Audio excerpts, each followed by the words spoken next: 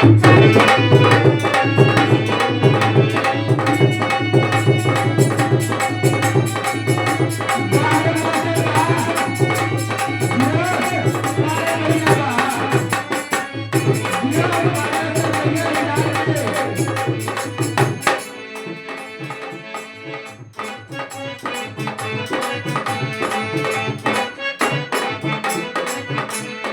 को नमस्कार।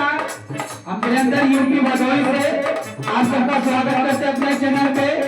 दोस्तों, आप लोगों बीच में एक शॉर्ट वीडियो जोड़ रहे हैं बाबा भीमराव अम्बेडकर का, और एक तरह हमारे भाई गाए हुए हैं, हमारे गीत है, उसी को हम वीडियो बना रहे हैं।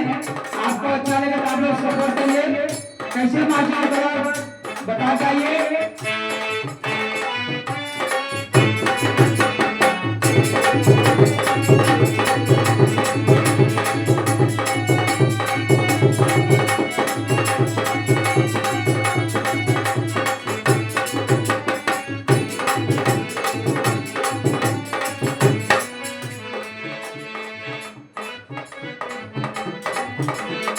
देशवा चाहे कालमिया के दिन से